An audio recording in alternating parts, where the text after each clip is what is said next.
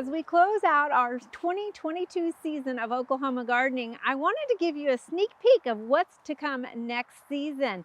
You probably recognize where we are at if you've ever been to Stillwater. We are at the old swine farm that's just south of Highway 51 as you come in from the west side.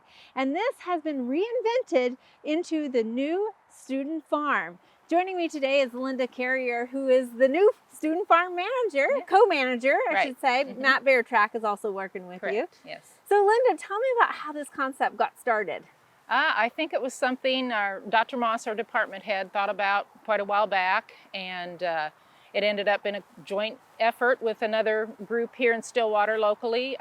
It's a local food bank called Our Daily Bread, and what we're going to be doing is producing vegetables for the community. Now, I know a lot of times when we think about starting a garden, we tend to think step one in the spring, but you're starting this kind of end of season. Yeah. Tell me a little bit what your first objectives are. Okay.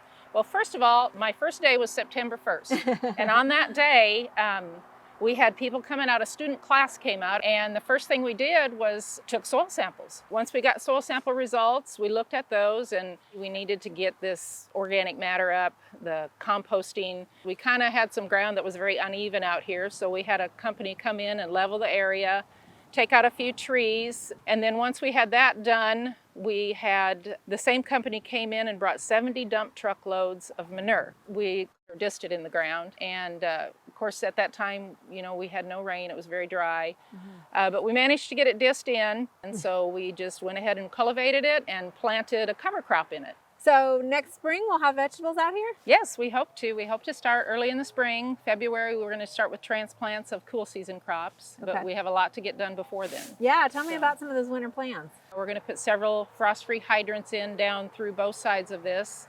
And then once we get the irrigation in, we're going to build a fence, an 8-foot tall deer fence. Got to protect those vegetables, right? Yes, definitely. Well, Linda, thanks for giving us a little bit of a sneak peek to the new student farm here at OSU.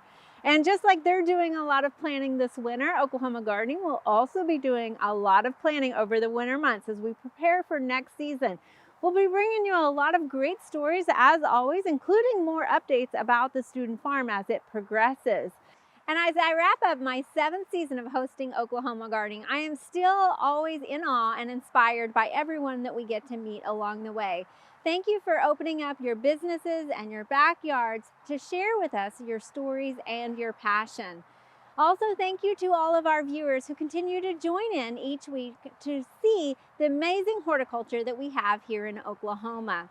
Now, while this concludes our regular season for 2022, this winter you can continue to find Best of Oklahoma Gardening shows each week. And join us right back here in February when we begin our new season of Oklahoma Gardening.